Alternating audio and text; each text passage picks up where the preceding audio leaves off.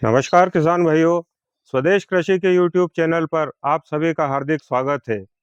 किसान भाइयों, आज के हमारे कार्यक्रम में हमारे अतिथि के रूप में उपस्थित हैं कृषि विशेषज्ञ डॉक्टर जैनेंद्र कुमार कनौजिया जी, जो कि विषय आधारित जानकारी देते हैं हमें।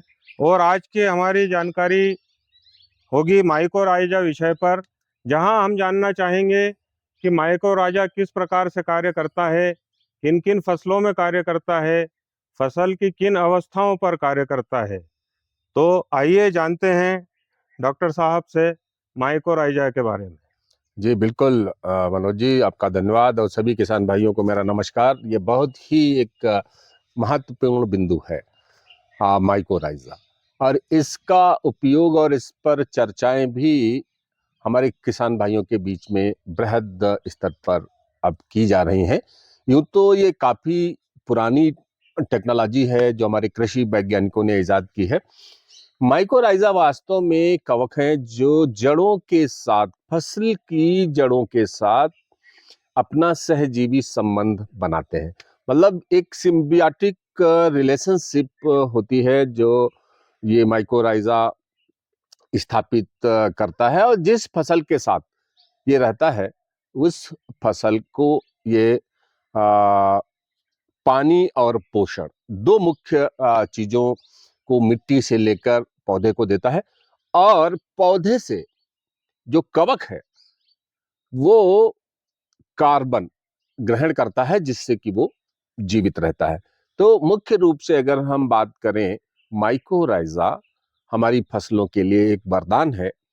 इसका फसलों में उपयोग सार्थक रहा है, और जो वैज्ञानिकों के शोध कार्य हैं वो हमें ये बताते हैं कि माइकोराइजा का उपयोग हमारी फसलों में करने से न केवल उत्पादन में वृद्धि होती है, बल्कि जो हमको उत्पाद मिलता है उस उत्पाद की गुणवत्ता में भी बढ़ोतरी होती है। मनोज जी, आप कृपया हमें यह बताएं कि गेहूं या अन्य फसलों के ऊपर माइकोराइजा कैसे काम करता है और उन्हें किन अवस्थाओं में उपयोग में लिया जाना चाहिए। जी देखिए, बिल्कुल सही बात है कि ये जो माइकोराइजा है इसमें हमारे फफूंद की माइसीलियम होती है, हाइफी जिसको हम बोलते हैं, और उसके जो काउंट के आधार पर कि जो हमारे इसके निर्माणकर्ता एजेंसीज हैं, जो बनाने वाली एजेंसी हैं, वो अलग अलग संख्या की जो हाइफी है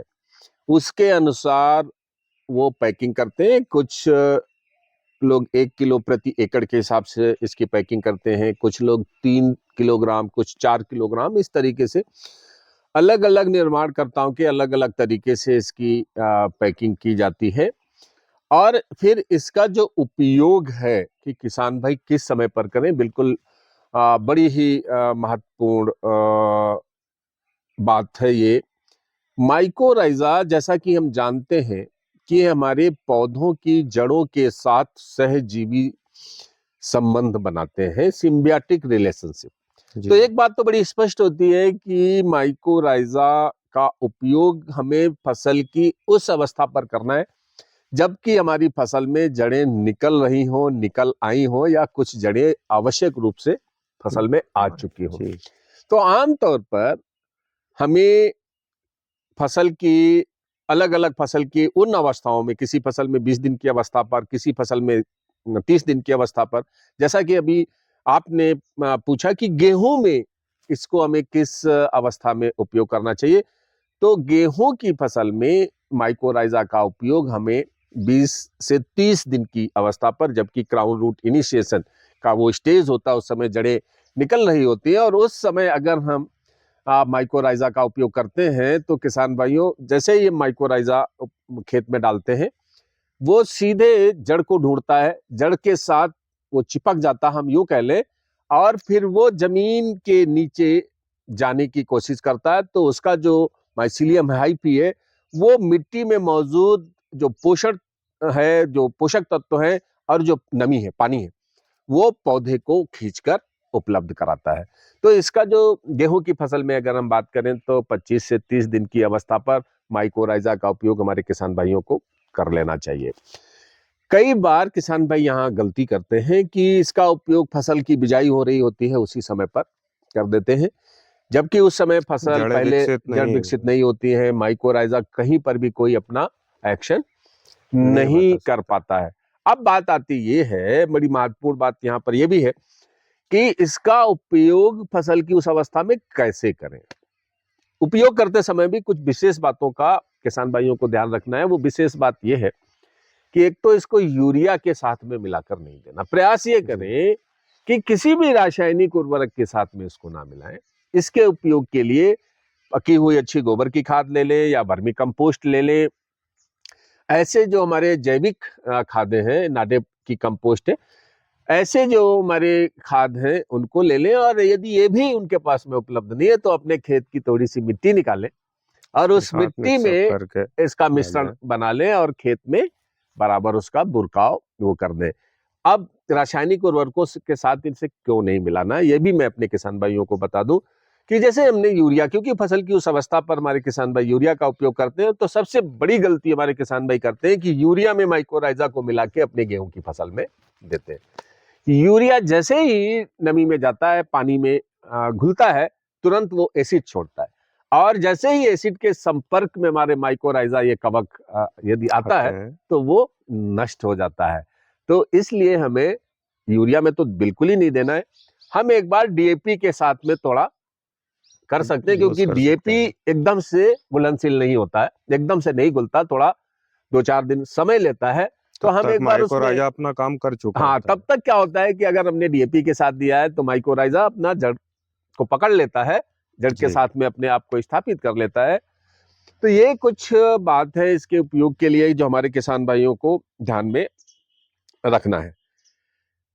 खास तीसरी जो बात इसमें मैं कहना चाहूंगा कि जब भी हम माइकोराइजा का उपयोग करें तो खेत में पर्याप्त जो है नमी जरूरी है, जी। जिससे कि वो उसके लिए जो उचित नमी की आवश्यकता है वो बनी रहे और जो जरूरत है, और अपने आपको वो पौधे की जड़ के साथ में स्थापित कर ले। आमतौर पर अभी हमारे जो किसान भाई इसका उपयोग कर रहे हैं, अभी तक सब्जी, जो हमारी सब्जी वाली फसलें हैं, या यूं कहें कि जो अधिक वैल्यू देने या अधिक पैसा देने वाली जो जी। फसलें में हैं, उनमें इसका उपयोग वो करते हैं। लेकिन करने में कई ये गलतियां वो करते हैं। कई बार ऐसा होता है खेत में ऊपर ही ऐसे यूं ही फेंक देते हैं और कई दिनों तक सिंचाई नहीं होती है, या यूरिया जैसे रसायनों के साथ में मिलाकर माइकोराइजा का उपयोग कर देते हैं। या कई बार ये भी होता है कि किसान भाइयों ये भी नहीं देखते कि जो बाजार से वो उत्पाद लेके आए हैं वो माइकोराइजा ही है या कोई अन्य जी। उत्पाद है, तो वो उनको बाकायदा उस पैकेट को देख लेना चाहिए और खास तौर से ये देख लेना चाहिए कि उसमें प्रति ग्राम कितने कवक। हाइफी हैं, कितने जी। कवक हैं, ये उस पर बाकायदा लिखा रहता है। तो ये भी हमें हमारे किसान भाइयों को ध्यान में रखना है। बेशक माइकोराइजा आज की हमारी जो वर्तमान कृषि है, जबकि हमारी मिट्टी में जो हमारे जीवाश्म है, जिसको हम कह सकते हैं, जो माइक्रो ऑर्गेनिजम्स है, जो सूक्ष्म जीव है, जी। क्योंकि हमारे पास अब उतनी मात्रा में उपलब्ध नहीं जैविक रहे खादें हैं। उपलब्ध नहीं है कि हम अनुशंसित मात्रा में उनका उपयोग कर पाए। उस स्थिति में जब जीवाश्म नहीं है, सूक्ष्म जीव नहीं है जो हमारे पोषक तत्वों को घुलनशील अवस्था में लाके और पौधे को उपलब्ध कराते हैं, ऐसी परिस्थितियों में माइकोराइजा एक ऐसा कवक है जो हमारे किसान भाइयों के लिए वरदान है। इसका उपयोग किसी भी फसल में हमारे किसान भाइयों के लिए लाभकारी है, बशर्ते उसका जो उपयोग है मनोज जी, जी। वो उसकी जो मात्रा है हाइफी के अनुसार, और जो फसल की अवस्था है उसका हमें ध्यान रखना है।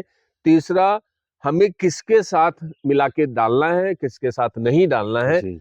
इसका हमें ध्यान रखना है। और खेत में उपयोग करते समय उचित नमी का जो स्तर है वो होना जरूरी है। कुछ बातें हैं, यदि हमारे किसान भाई ध्यान रखते हैं तो माइकोराइजा के उपयोग के बाद कृषि वैज्ञानिकों ने शोध में यह भी पाया है कि ये पानी की कमी की पूर्ति को भी दे देता है। जी। मतलब अगर हमारे किसी किसान कंडीशनर का भाई के काम कर पास में सकता है। पानी की कमी है, गेहूं में उनके पास 2 ही सिंचाइयां हैं, तीसरी चौथी सिंचाई का पानी यदि नहीं है, या तीसरी सिंचाई है चौथी सिंचाई का पानी नहीं है, तो ऐसे किसान भाइयों को 25 से 30 दिन की अवस्था पर गेहूं जैसी फसल में माइकोराइजा का उपयोग करना चाहिए। और बाकी जो हमारी कंद वाली जितने भी फसलें हैं, चाहे हम लहसुन की बात करें, प्याज की बात करें, सब्जी की जितनी भी फसलें हैं जिनको अधिक मात्रा में पोषक तत्वों की जरूरत होती है, सूक्ष्म पोषक तत्वों की जरूरत होती है, तो ये माइकोराइजा पौधे की जड़ के साथ अपने आप को स्थापित करके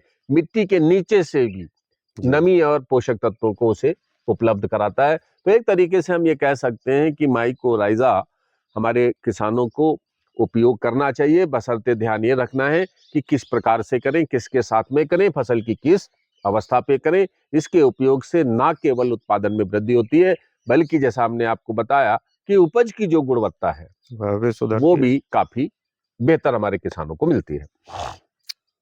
डॉक्टर साहब, एक प्रश्न है मेरा आपसे। आपने कई बार इस वार्तालाप में जिक्र किया है कि किसान को माइकोराइजा खरीदते वक्त उसकी यूनिट्स का ध्यान रखना चाहिए कि उसमें प्रति ग्राम क्या मात्रा है। तो किसान भाई ये कैसे समझें कि उन्हें कितनी मात्रा का वो लेना है माइकोराइजा? हाँ, देखिए मैंने वही कहा, देखिए इसमें जो है, जो निर्माण करता एजेंसीज हैं, अलग अलग अपने उसमें काउंट रखती हैं कि प्रति ग्राम जी, उस पे पैकेट पे लिखा रहता है कि 1 करोड़ हाइफी 1 ग्राम में है, या 10 करोड़ है, या कितना है, उसी के हिसाब से वो पैकेट भी डिजाइन होता है।